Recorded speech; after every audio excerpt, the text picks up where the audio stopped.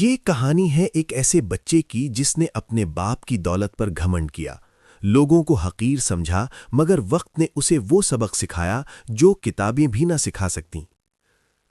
Video کو آگے بڑھانے سے پہلے ہمارے چینل کو سبسکرائب کریں، ویڈیو کو لائک اور شیئر کریں تاکہ ایسی مزید سبق آموز اور مزیدار کہانیاں آپ تک پہنچتی رہیں۔ اب آئیے کہانی کو باقاعدہ طور پر شروع کرتے ہیں۔ کہانی شروع ہوتی ہے، ایک شہر میں احسان نام کا ایک بچہ رہتا تھا۔ اس کا باپ شہر کا بہت بڑا تاجر تھا، بڑی کوٹھیاں، مہنگی گاڑیاں، نوکر چاکر، سب کچھ موجود تھا۔ احسان کو پڑھائی، محنت یا ہنر سیکھنے کی کوئی فکر نہیں تھی، کیونکہ اس کے ذہن میں ایک ہی بات تھی، میرا باپ امیر ہے، مجھے کسی چیز کی ضرورت نہیں۔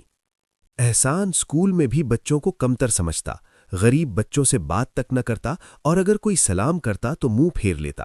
محلے کے لوگ اس کے رویے سے دکھی تھے، مگر وہ اپنے غرور میں مگن رہا۔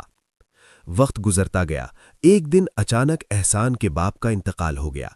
گھر میں کوہرام مچ گیا۔ احسان پر پہلی بار زندگی کی سخت حقیقت آشکار ہوئی۔ باپ کے ساتھ ہی وہ ہاتھ بھی اٹھ گیا جو ہر مشکل آسان کر دیتا تھا۔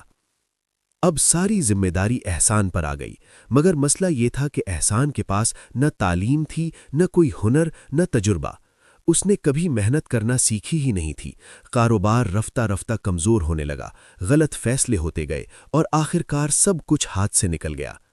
ایک دن وہی احسان جو کبھی لوگوں کو حقیر سمجھتا تھا، مدد مانگنے نکلا۔ وہ انہی لوگوں کے دروازوں پر گیا جنہیں وہ کبھی سلام تک کا جواب نہ دیتا تھا، مگر اب کوئی ساتھ دینے کو تیار نہ تھا۔ سب کہتے، جب تمہیں ہم یاد نہ تھے تو اب ہمیں کیوں یاد آ گئے؟ احسان اکیلا رہ گیا۔ غرور نے اسے لوگوں سے کاٹ دیا تھا، اور اب مشکل وقت میں کوئی سہارا نہ تھا۔ کئی راتیں وہ بھوکا سویا، کئی دن آنسوؤں میں گزرے۔ تب اسے احساس ہوا کہ دولت نہیں، انسان کا کردار اور ہنر اسے سہارا دیتے ہیں۔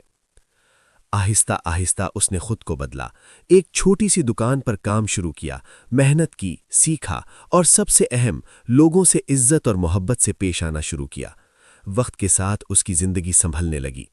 آخرکار احسان نے دل ہی دل میں عہد کیا، میں دوبارہ کبھی گھمنڈ نہیں کروں گا۔ دولت عارضی ہے، مگر اچھا اخلاق اور محنت ہمیشہ ساتھ دیتے ہیں۔